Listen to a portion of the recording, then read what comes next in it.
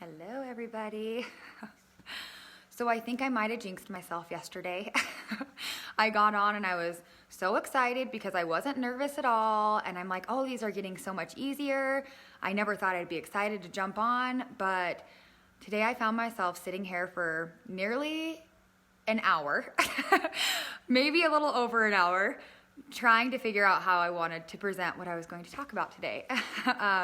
I'm sure it was a little bit harder today because the topic I'm going to talk about is a little bit, it makes me a little more vulnerable. It's putting a little bit more of myself out there. And that's always a hard thing to do. So that's probably why I've sat here.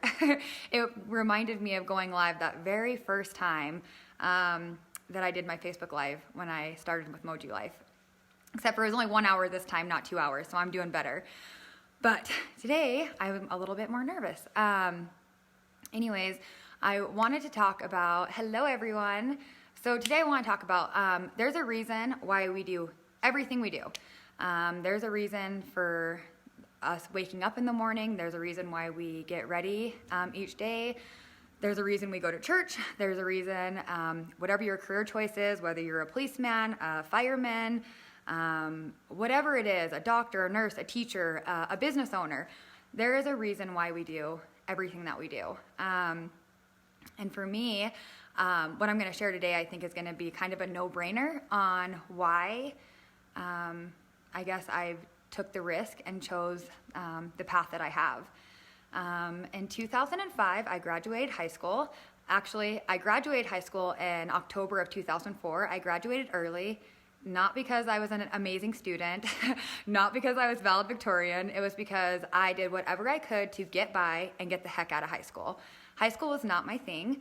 I had great friends in high school, but high school was hard, and I was ready to get out of there. I also have always wanted to be married. I've always wanted to have babies. I've always wanted to have a career, and so I was just in a hurry to get out of high school. So I did walk with my class in May of 2005 though, and did my graduation ceremony with them. And in 2 short months after that, me and my husband, my boyfriend at the time, purchased our first home. So at 18 years old, he was 20. So at 18 and 20 years old, we purchased a home for us. We had a 4-wheeler, we had a nice boat. I was blessed with an amazing dental job in a little dental office in Fruita, Colorado, and my husband was blessed with an oil field job. And I'm sure if you guys know that when the oil field is great, it is great. When the oil field crashes, it definitely impacts a lot of people, a lot of families, and we experienced that, unfortunately. In 2008, December of 2008, we found out we were going to become parents, and we were excited but really, really nervous. And then in January, February, somewhere in that area of 2009, the oil field crashed in Colorado. It caused us to we lost hours, we lost pay, we lost his work ride to work every day.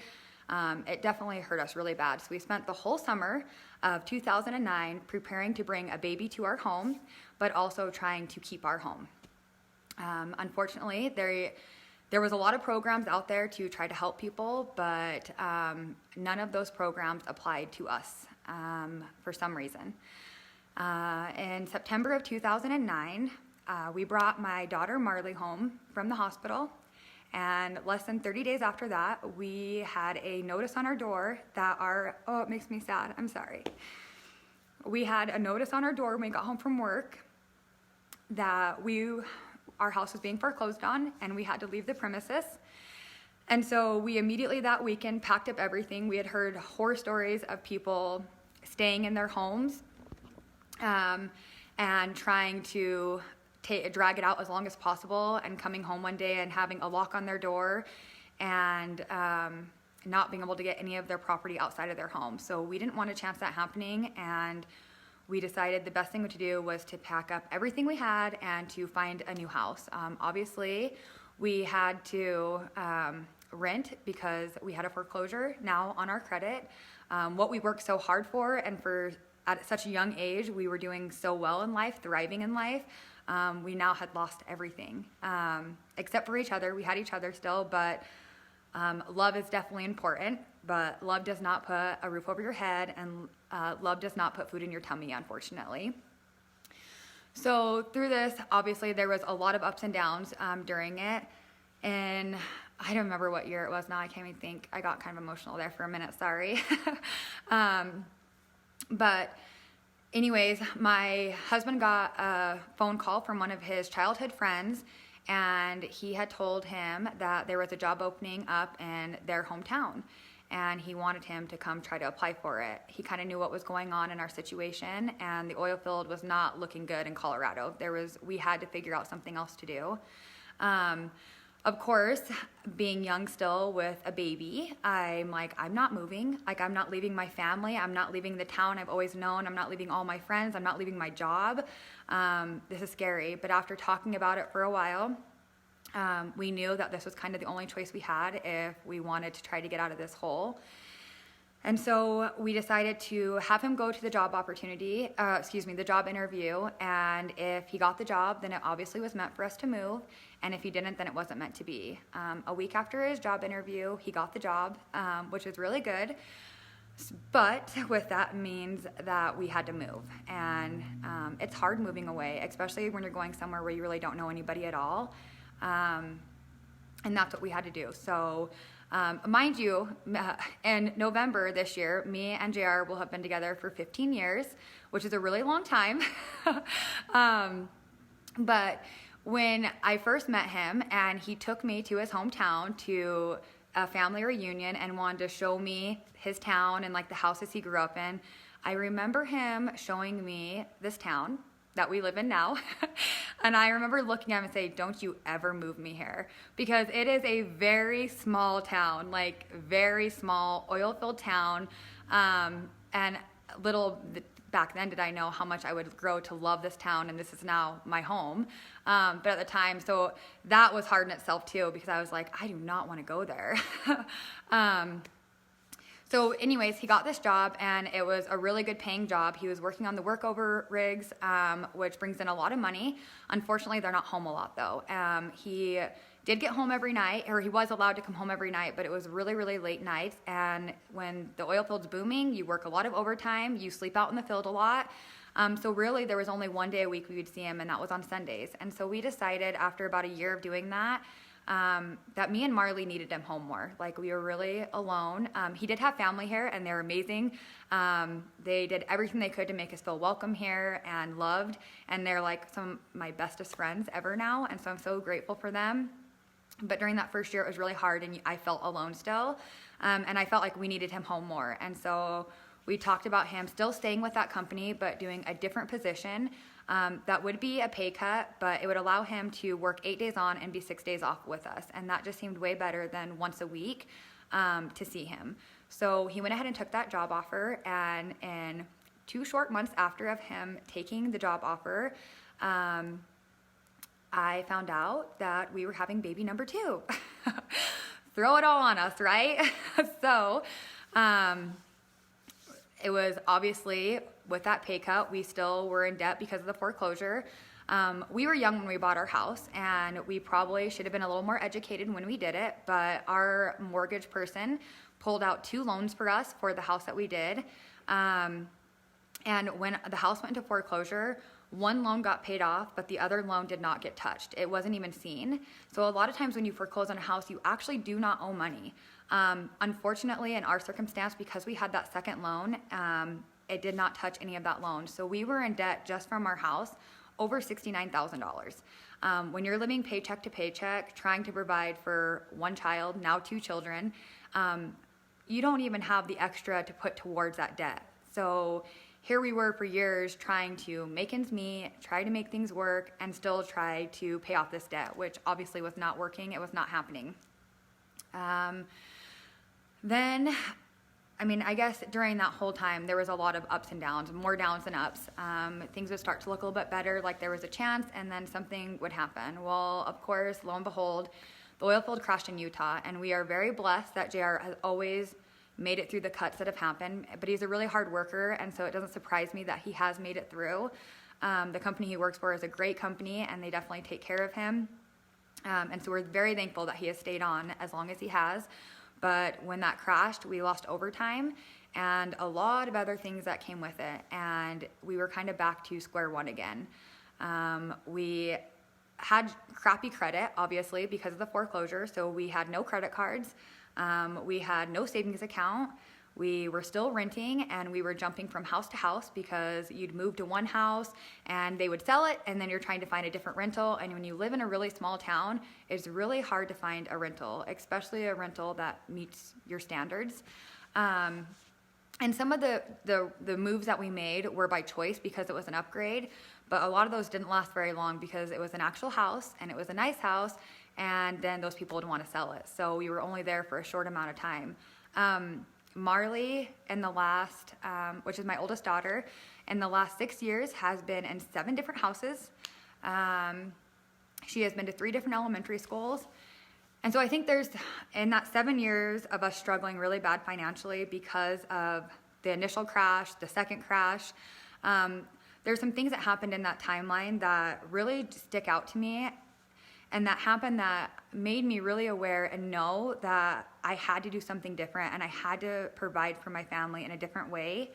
And I am not sharing this because I want pity from anybody. I'm not sharing this because I want a pat on my back that things are different now.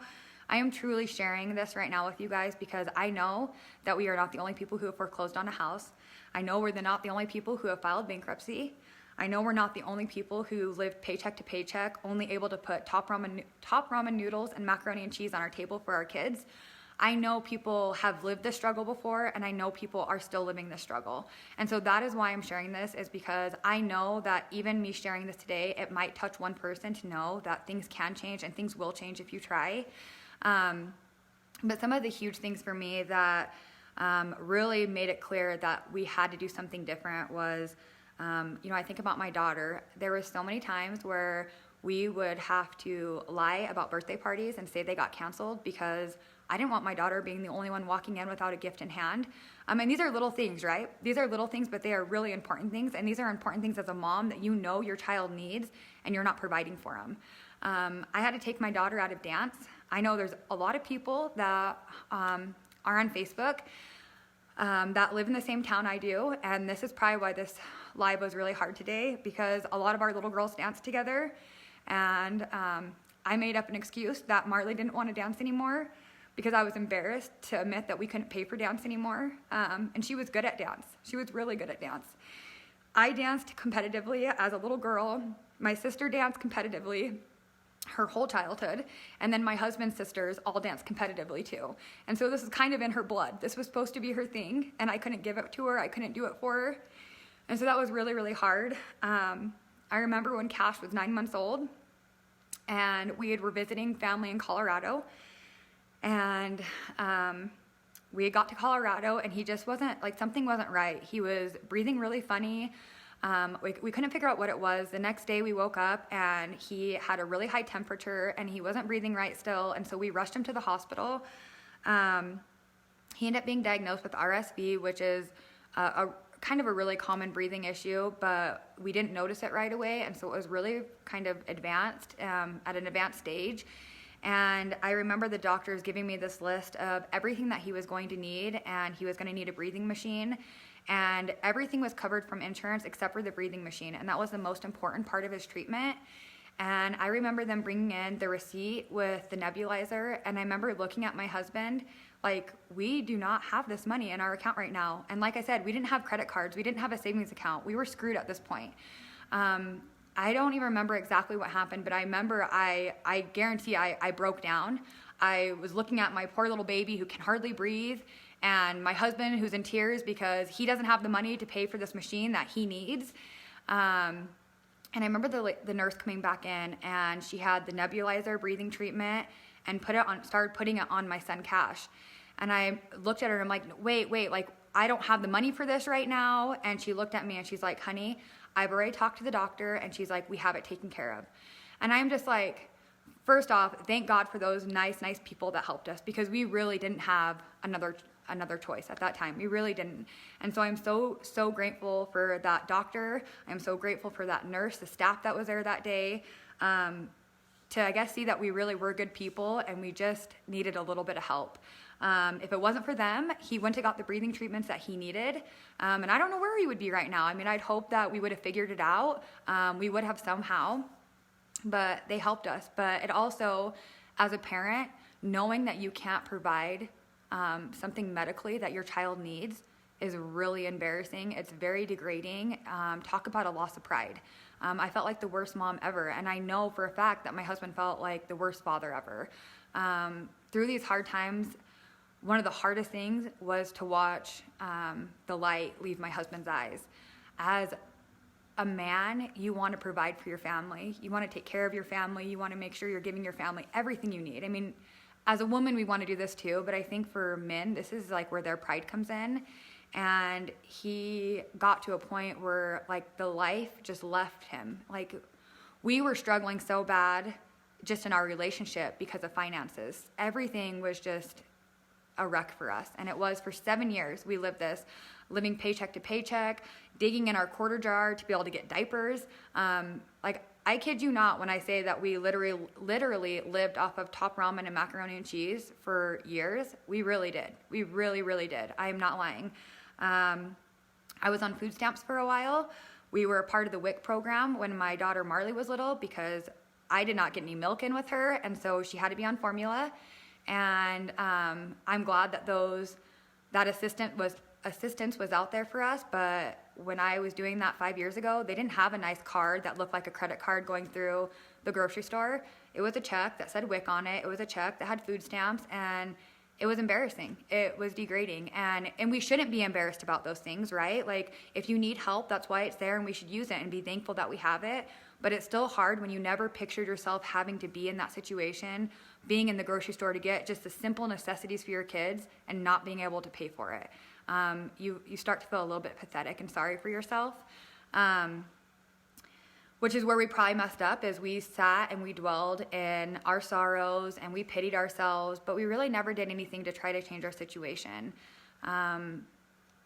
until Moji Life came along. And when Moji Life came into our lives, it was definitely a breath of fresh air. At first I was scared and I'm like, I'm not doing this. I ain't a salesperson, right? That's what we all say. I'm not a salesperson. What is so crazy though is it's not all about selling. Like you start to find your purpose again, especially being a mom. We get so caught up in taking care of our babies, taking care of our house, taking care of our husband, that we kind of forget about ourselves, right? My whole life I knew I wanted to be a mom. This is something that I've dreamed about since I was a little girl. I knew I wanted to be a mom. But sometimes you don't realize all the trials that come in along with being a mom. And when my husband, which is crazy, he's the one who made me join Moji Life. And most of our husbands are the ones who are bigger skeptics than we are, right? Like, you are not doing that. That's a scam. Nope, not gonna happen. But he seen something in it and he just believed in it. And obviously when I seen the product, I knew I was gonna buy it. I knew I wanted to have that in my house, but I didn't want to have anything to do with trying to sell this product.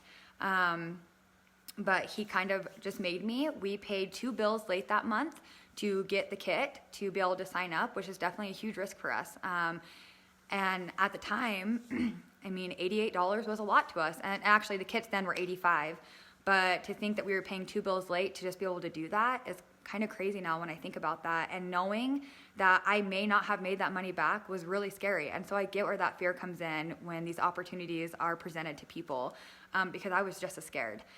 But in that first month, I grew so much. I couldn't believe how much I learned in that short amount of time. In my first 30 days with Moji Life, I actually brought in 32 personally enrolled team members to the team, and I achieved a life rank in the company, which is one of the elite ranks in the company, in my first month, in my first 30 days. And this was crazy for me. For so long, I felt like I hadn't accomplished anything. I hadn't done good for anything. I was like nobody, right? But what changed everything was halfway in that 30 days, I got a call from the master distributor of Moji Life, and his name is Kevin Moore.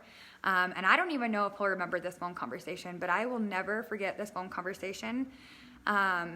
but it was the first time in a long time that I felt like somebody believed in me and saw me for me, not by how I looked on the outside, not by how I carried myself, because 2 years ago, I didn't carry myself like I do now. I looked a lot different too.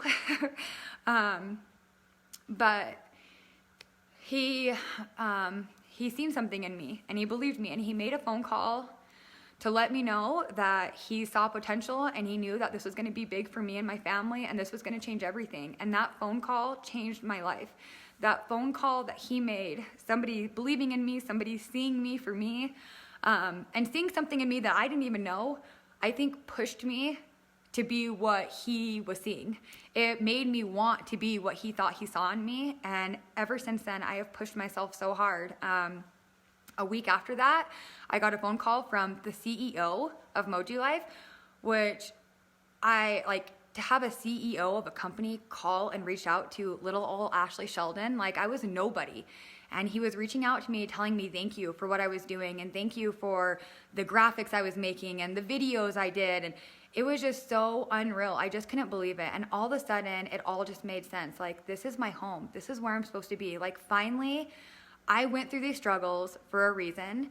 And finally, like, I'm at a place where God's gonna let me use what I've learned during those trials to be a better person and to help other people also do that. And obviously, just from that little bit I told you guys, I'm sure you guys know my why. You know why I chose Moji Life.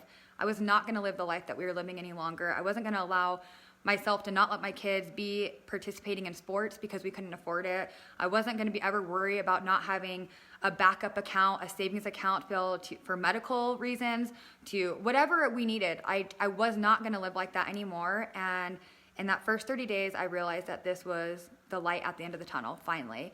The clouds lifted or moved away, they separated, the sunlight started coming in, and since then, it has been the most amazing journey I have ever been on in my entire life. I still look back at so many things from the beginning, and I am just like, how in the world did this happen? Like, obviously, me and my husband believed in it a little bit, and other people believed in us, and I'm so thankful for that. But I seriously, in 2 short years, how far our life has come, I never expected this. I truly was hoping to bring in a couple extra $100 a month to just help put food on the table, to help do those sports activities that my kids needed, to help with birthday party gifts, whatever it was.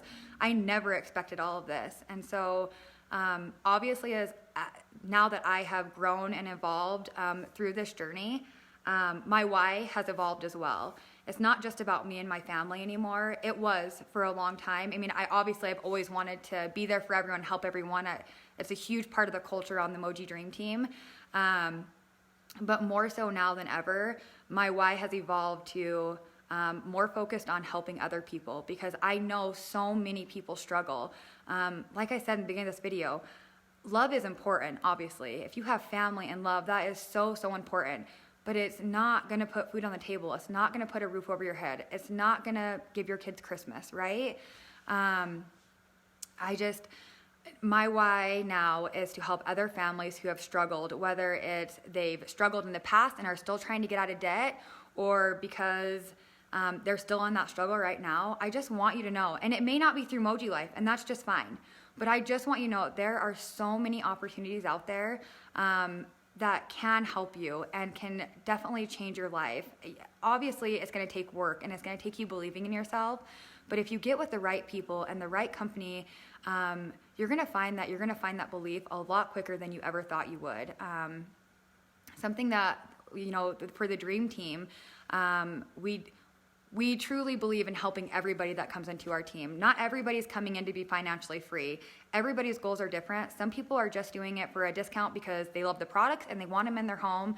But then you have other people who, are doing it for extra money for the holidays, or want maybe $500 to $1,000 extra each month. And so you're gonna have different levels of people coming in and wanting to be a part of this. And what's so cool is if you're just here for a discount, that's awesome. We're not gonna bug you, pester you, push you to do more than you want. But if you want to go far with this, we have the tools. Moji Life offers a lot on their training platform, Moji University, but also inside the Moji Dream Team, we offer so much support and guidance and training to help you reach the goals that you want so you can live this life that you want to live. So anyways, like I said, this live was a little bit harder today. I'm sorry, I was not trying to cry. That's why I practiced here for an hour, so I would get the tears out, and it's just hard, right? We all go through hard times, but I really want everybody to know that there is light at the tunnel. Even in the hardest days, I promise you, things can get better. We were stuck in that situation for seven years. It's a long time to be stuck with no money and feeling helpless, especially watching other people around you thriving in life. We all deserve to thrive in life, and there are ways for you to thrive. You just have to do some research and find what's right for you, and just believe in yourself that you can make a difference in your household. So anyways, I'm gonna go, but I love you guys, and I'm sure I'll be back on maybe later this week, maybe next week. But anyways, love you guys. Have a great day.